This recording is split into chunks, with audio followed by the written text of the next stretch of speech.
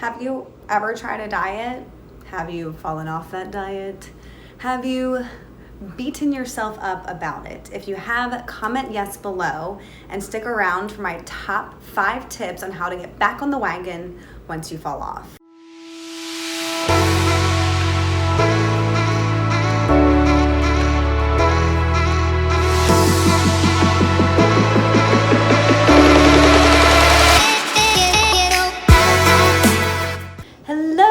Love bugs, and welcome back to another Tip Tuesday on my channel. I don't think it is very misleading to say that really any of us that have ever tried to go on a diet or change a lifestyle has fallen off at least once. For me, I have fallen off countless times. I couldn't even tell you how many times. If you're new here, welcome to my channel. If you're returning, thank you so much for coming back. I'm Sarah, and I help teach people how to find their inner happiness through fitness and spirituality. So as a lot of you guys know, I have been on this fitness, nutrition, wellness journey now for almost a decade.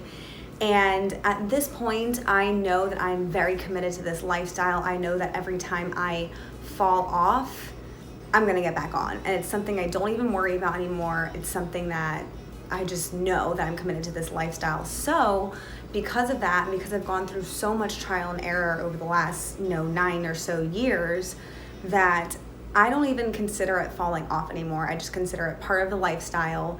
And in that way, I have enough trust in myself that I've built up over the last how many years to know that I don't need to stress about getting back on because I know I'm going to. So my goal would be to get all of you guys to that same point where you don't have to worry about getting back on again, because you already know and you already have that trust within yourself that you're going to, and you're going to make the right decision for you. You're going to stick to this healthy lifestyle, and you're never going to be perfect. And that was something that was very hard for me to grasp for such a long time. So without further ado, let's get into my top 5 tips on how to get back on the wagon when you fall off.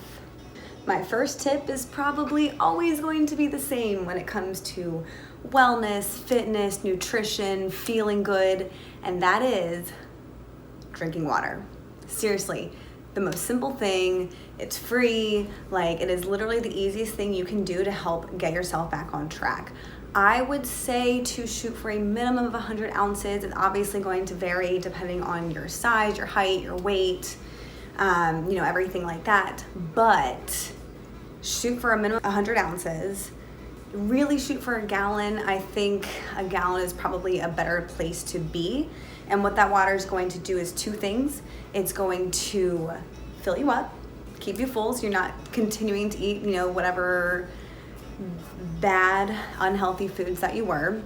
And the second reason is because it's going to flush out your system. It's going to get all of that crap that you ingested, whether it was food or alcohol or whatever, and it's going to help get that out of your body and get all of your functionality in your body back. My second and third tip kind of go hand in hand, but they're a bit opposite. So tip number 2 is to be making sure that you're consuming all whole, nutritionally dense foods. You want to be concentrating on your carbs, your fats, your proteins. Also make sure you're having a lot of fiber, and not too much, because if you've been there, you understand why you don't want to have too much fiber. You'll end up on the toilet. But you want to make sure that that's pretty much all that you're consuming. You want to make sure that, if you're going to be eating carbs, make sure that they are complex carbs, which means that they digest slower and they're better for your body and functionality, muscle growth, fat loss, all that kind of stuff. And then it kind of slides into my third reason, or my third tip, and that is to make sure you cut out all processed foods. Ooh, cut out all processed foods. Cut out all alcoholic beverages. But Sarah, I just have 1 glass a night. We will get into that in another video I think I actually did a video a long time ago before I rebranded this channel on alcohol, but whether I did or not, I will definitely make an updated version of why alcohol makes you gain fat. And it's not just because of the calories like a lot of people think. So just because you're having 1 glass a day, that's going to snowball over time And it has so much more to do than just the calories. It has to do with protein synthesis, it has to do with brain function, liver, all kinds of stuff. So we'll get into that in another video. But for 1 to 2 weeks, cut out all processed food,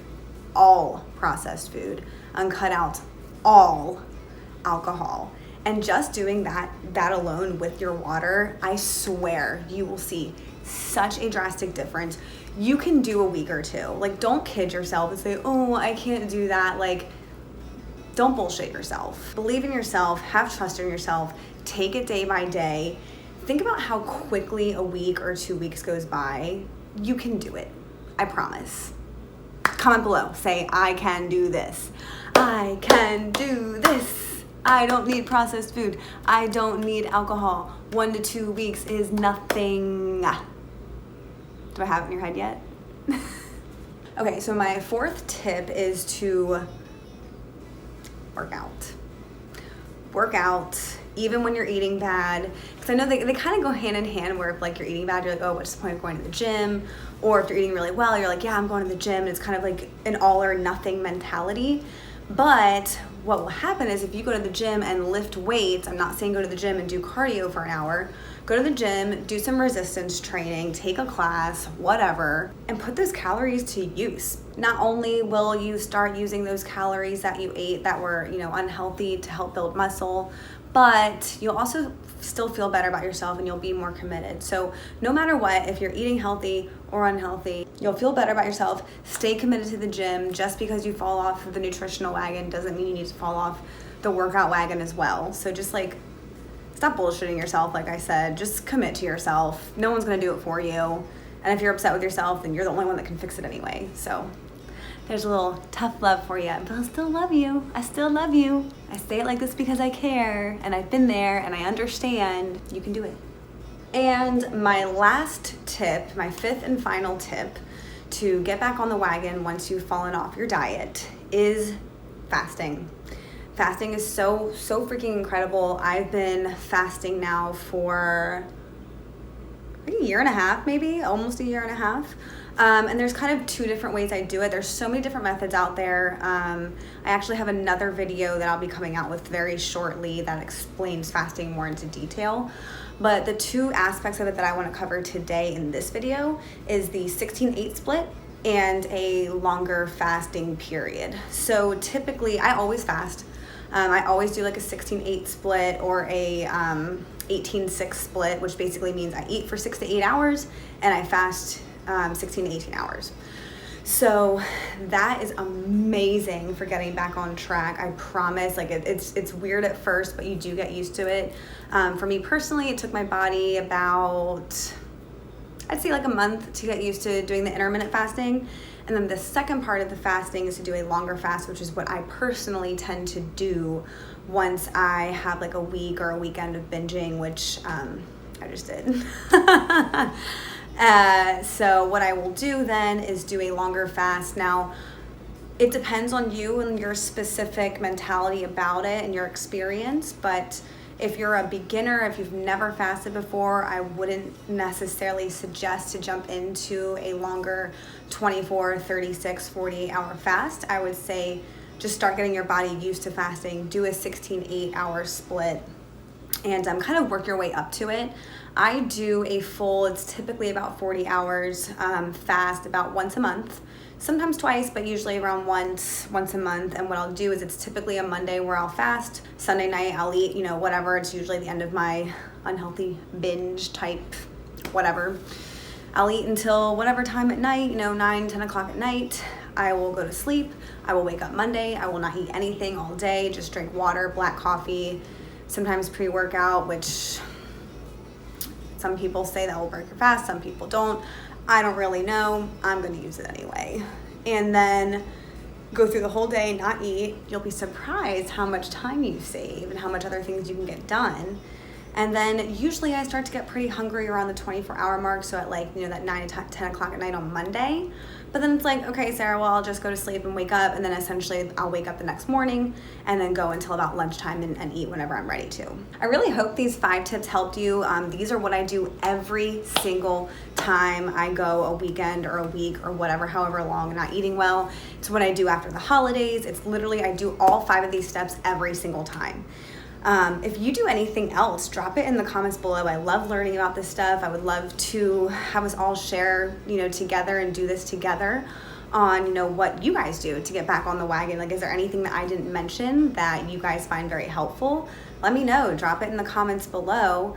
Otherwise, I hope you found this video super helpful. If you want to see more videos like this, or if you have questions about anything I mentioned, let me know below. I'll make a totally separate video on it.